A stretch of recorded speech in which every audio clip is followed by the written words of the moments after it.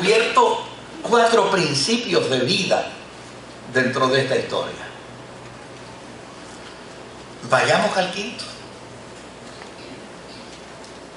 De inmediato, dice la Escritura, que Pablo llamó a Silas y llamó de inmediato a Timoteo y llamó de inmediato a Erasto y les dijo: señores, ya tengo claro el plan de Dios. No es como yo creía, no es como a mí me parecía. A mí me parece que lo más inteligente es llegar a otras provincias, pero el plan del Espíritu es distinto a mi inteligencia. ¿Y sabe algo? La Biblia dice que lo más necio de Dios es más sabio que lo más sabio de los seres humanos. Por lo tanto, ¿cuál es la regla? Déjese guiar por Dios, aunque lo que Dios esté planteando no le tenga sentido.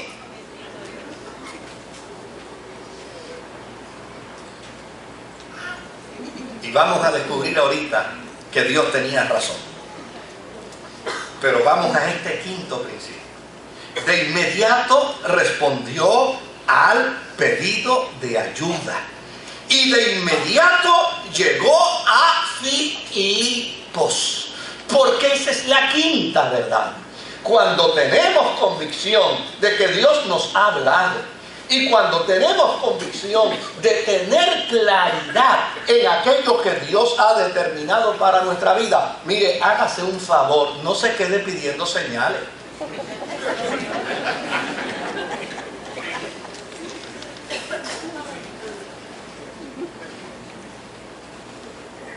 Dios del cielo, hay gente que se pasa la vida pidiendo señales. Y ahora ya estoy medio convencido, Dios, pero dame otra señal. A veces yo pienso que las señales que pedimos son más señales de incredulidad que de fe. Porque si yo estoy seguro que Dios me habló, ¿por qué tengo que seguirle pidiendo señales?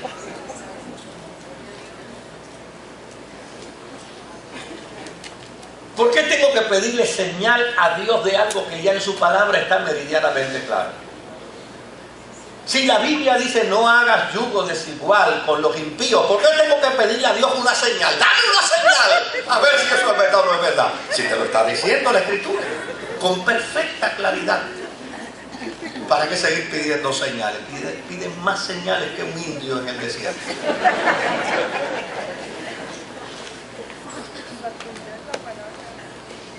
De inmediato respondió al pedido de ayuda. Porque esta es la quinta verdad. El hombre de Dios y la mujer de Dios no puede negarse a ayudar. Ay, pastor, la Biblia dice que por haberse multiplicado la maldad, el amor de muchos se enfría. Eso no es un argumento bíblico para cristianos. Ay, pastor, pero es que hay tanto vividor que el corazón a uno se le endurece. Ese no es un argumento para cristianos. Pastor, es que el listo está que hace orilla. Ese no es un argumento para cristianos. Porque la Biblia dice con perfecta claridad: no seas vencido de lo malo, sino vence con el bien que al mal. O sea, tú no puedes caer como cristiano en la trampa de que porque hay muchos vividores, porque hay muchos engañadores, porque hay muchos farsantes, entonces yo tengo licencia para no ayudar y para no bendecir a los que están en mi entorno. Usted lo que necesita es usar la inteligencia para averiguar bien si la necesidad es una realidad, para conocer bien si esa necesidad tiene otras alternativas mejores que las que usted puede ofrecer, pero negarse a ayudar jamás. Un cristiano deja de ser cristiano cuando se niega a ayudar. Mire lo que dice la Escritura: el que no escatimó ni a su propio Hijo y lo dio. Y después añade: ¿cómo no nos dará juntamente con Él todas las cosas? Pues a Dios nadie le gana dando. Si hay alguien que da en abundancia, es Dios. Si hay alguien que da con alegría, es Dios. Si hay alguien que da sobremanera especial, es Dios. ¿Qué tengo yo que me haya ganado por mis propios méritos? Nada. Todo lo que tengo. ¿Se acuerdan de aquella canción de la década del 70? Todo lo que tengo se lo debo al Señor. Amén. Ahora, ¿cómo es posible que yo pueda vivir frente a Dios con la mano estirada?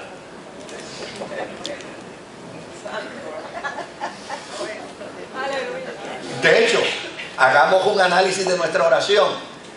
Un porcentaje bien alto del contenido de nuestra oración está nada más que en el área de la mano estirada.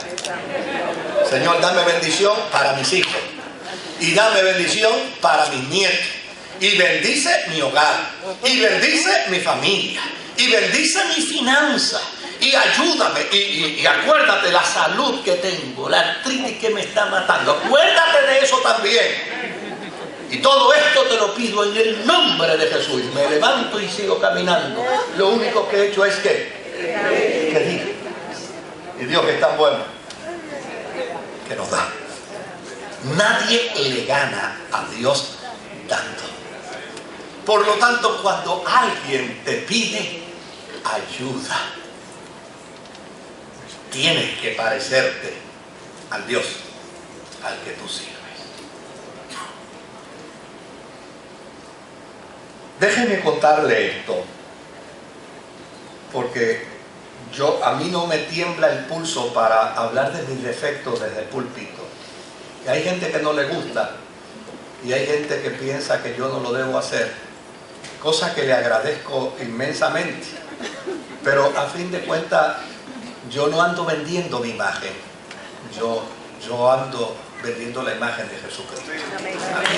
A mí no me da ningún trabajo en decir que yo fallo, que yo puedo errar, que yo puedo cometer errores, porque a fin de cuentas, si yo dijera aquí que yo soy un santo, ustedes no me lo van a creer.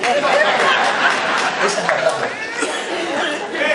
Si yo les dijera a ustedes que yo nunca he cometido un error, ustedes no me lo van a creer. Pues es mejor decir la verdad. Pero les voy a decir la verdad desde el otro lado también. Mire, hace unos años atrás yo fui invitado a predicar a una convención en Estados Unidos. Y la experiencia que uno tiene, ¿verdad?, dentro de esa tarea, dentro de ese trabajo, es que a la hora de, alguien le puede llamar pagar honorario, alguien le puede llamar darle una ofrenda, una aportación. Pero siempre que uno viaja, a uno le dan un cheque. Siempre. Pastor, gracias por ministrarnos, gracias por bendecirnos, aquí tiene. Yo estaba predicando en una convención que todavía es mucho más formal y que todos los gastos se llevan, en términos de contabilidad, se llevan mucho más precisos. Pero a mí me extrañó algo. Me extrañó que cuando me dieron el sobre, yo dije, o esta gente me dio todas las facturas en el sobre para que yo las pague,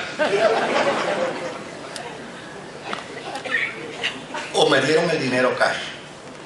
En efecto, abrí el sobre, mire, y todo el dinero estaba cash. Y aquello a mí me extrañó tanto. Usted no tiene idea cuánto me extrañó. Yo decía, caramba, pero en una convención que me hayan dado el dinero cash, ni siquiera me dieron un cheque, tenga el cheque, fírmelo al dorso, y entonces, qué cosas raras. Yo metí en mi maletín el sobre con el dinero, llegué al aeropuerto, me monté en el avión, y como el vuelo tomaba unas 4 horas y pico para llegar a Puerto Rico, entonces más o menos como a las 2 horas me levanté para caminar un poco y ir al baño. Escogí el baño último, el que estaba al final, y empecé a caminar hacia allá. Cuando iba llegando ya cerca del baño, escuché a una mujer que estaba llorando. estaba llorando. La miré y en efecto vi que estaba muy compungida, con un llanto de desesperación. Pero como aquello no era asunto mío, yo seguí caminando, llegué al baño, hice uso del baño y salí. Cuando salí, la mujer todavía estaba llorando, pero con un dolor profundo. De esos llantos que usted dice, a esta mujer le tiene que estar pasando algo. Obviamente yo volví a pasar por el lado de ella, no era mi incumbencia. Pero ya llegando a mi asiento, sentí que lo propio era comportarme como un cristiano. Y regresé. Y le pregunto a aquella mujer lo siguiente: señora, discúlpeme, perdone mi intromisión. Yo la veo llorando. Si hay algo en que yo la puedo ayudar, por favor, me gustaría escucharla. Y ella se hace a un lado y yo me siento en el asiento y me dice: ay, gracias. Mire, yo bajé del estado de donde vivo porque en el estado donde vive mi amiga los pasajes son más económicos. Y yo, ahorrándome un dinerito, bajé a la casa de mi amiga, de mi estado donde vivo, al estado donde vive mi amiga, para quedarme con ella y comprar el pasaje en ese estado. Y mire qué sucedió. El hijo de mi amiga es adicto. Y parece que me abrió la cartera. Yo voy a ver a mi padre que está enfermo. Y la enfermedad de mi padre es que él necesita un medicamento. Y ese medicamento, yo reuní el dinero. Mire, usted no tiene idea. Yo reuní el dinero con mucho esfuerzo para comprarle el medicamento. Y ahora me doy cuenta que el hijo de mi amiga me robó el dinero. ¿Para qué voy a ver a mi papá si no tengo el dinero para comprarle su medicamento? De momento hubo la respuesta de Dios a mi pregunta: ¿por qué me pagaron, Cari?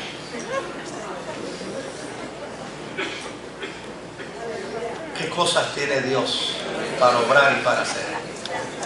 Le digo: señora, ¿usted cree en la provisión divina? Y me dijo: sí, yo creo en la provisión divina, pero yo estoy desesperada. Le dije: mire, no se desespere más.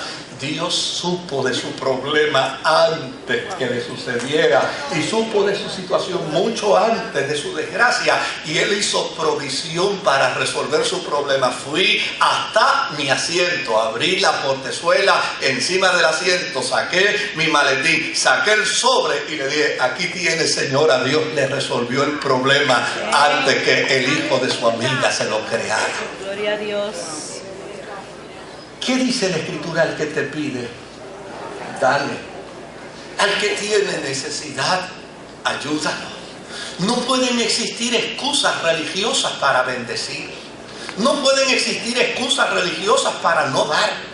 No pueden existir excusas religiosas para negarnos a extender nuestra mano al que está en necesidad. Mire, yo he escuchado gente que se han inventado una de disparates religiosos para no ayudar, al punto de escuchar una vez a una persona que me dijo: mira, yo no me atrevo a ayudar a fulano, porque ¿y si él está bajo juicio de Dios? Y yo me vengo ayudando.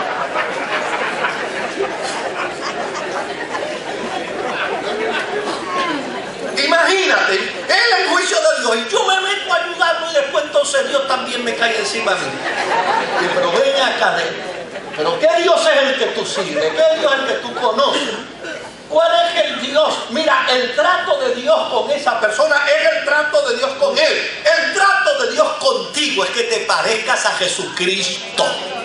Porque a fin de cuentas Jesús contó una historia extraordinaria, la historia de un hombre que había sido herido y lastimado en el camino, y pasó un religioso con el mismo cuento que tú tienes, con el cuento de que no puedo atenderlo porque tengo que ir a atender mi asunto religioso en la iglesia, y lo dejó tirado en el suelo. Y luego pasó otro religioso con un rango mayor, aquel era fariseo, este otro era sacerdote, y este también también pasó y vi al herido tirado en el suelo y digo, yo no puedo detenerme aquí, no puedo detenerme porque me espera la liturgia de mi iglesia. Y se fue. Y menos mal que tú no pasaste por allí, porque si tú hubieras pasado por allí, probablemente hubiera dicho, y si eso es juicio de Dios, yo no lo puedo ayudar, porque después Dios me cae encima a mí. Gracias a Dios que Dios siempre tiene samaritanos, que Dios es Dios de toda provisión, y cuando tú pierdes la bendición de ayudar a otro, Dios busca un recurso de donde sea para ayudar. Y sabe lo que es interesante, que a veces usa hasta inconversos y los usa como instrumentos de Él para bendecir al que tiene necesidad.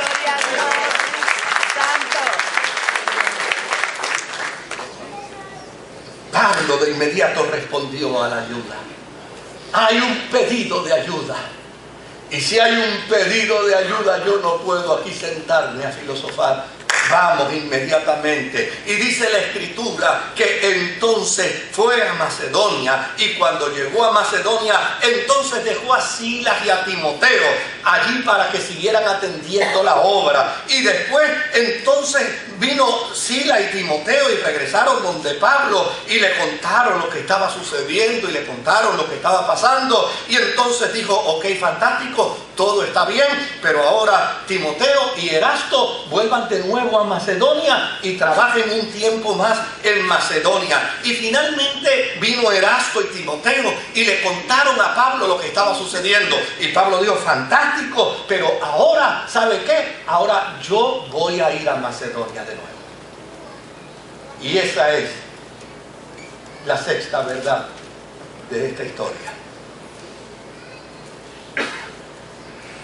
Lo que Dios pone en las manos nuestras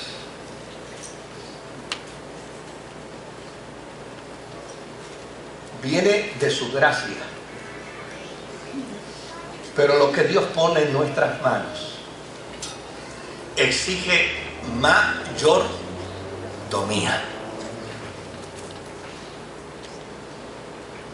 Che bien, hay gente a quien Dios le pone en sus manos un negocio. Y Dios te lo dio. Pero el regalo de Dios, de tu negocio, exige mayordomía tuya. Hay gente a quienes Dios les pone una profesión en sus manos. Y Dios se la dio. Definitivamente Dios se la dio. Pero el que Dios haya puesto una profesión en tus manos, ahora exige de ti mayordomía. Número 3. Hay gente a quien Dios le da una casa. Indudablemente Dios se la dio. Pero la casa que Dios puso en tus manos exige de ti mayordomía. Y déjame decir un par de cositas más. Hay gente a quien Dios le pone en sus manos una familia y Dios se la dio. Pero la familia que Dios pone en nuestras manos exige mayordomía. Y déjeme decir una última. Hay gente a quien Dios le da un trabajo y Dios se lo dio. Pero el trabajo que Dios te dio exige de ti buena mayordomía. Y esa es la sexta verdad que yo descubro aquí. Pablo tenía perfectamente claro que Timoteo y Silas le podían ayudar, que Erasto y Timoteo podían regresar y podían aportar, pero a fin de cuentas el responsable del proyecto era ¿quién? Él. Por lo tanto, él tenía que regresar. ¿Usted no le ha hecho caso al jíbaro nuestro que dice que el ojo del amo?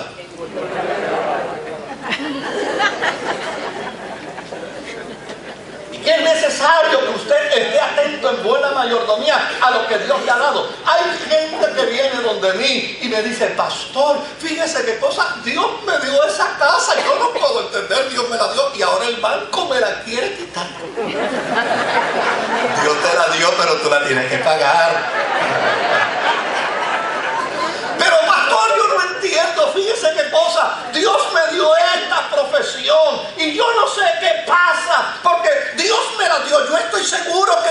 dio esta profesión. Yo estoy seguro, plenamente seguro, que Dios me dio esta familia. Claro que sí, pero tú tienes una responsabilidad inherente con lo que Dios te ha dado y tú no. Me encanta la expresión que usa el apóstol San Pablo cuando habla a Timoteo y le dice: no descuides el don de Dios que está en ti y que te fue dado a través de la imposición de las manos. Amén. Lo que Dios te ha dado, gózatelo, pero atiéndelo, cuídalo, protégelo. Sé atento y responsable a lo que Dios te ha dado. Sé atento y responsable a lo que Dios ha puesto en tus manos. Óyeme, nunca podemos pretender que Dios pueda confiarnos cosas grandes si primero no somos responsables en las cosas pequeñas que Dios nos da. Amén.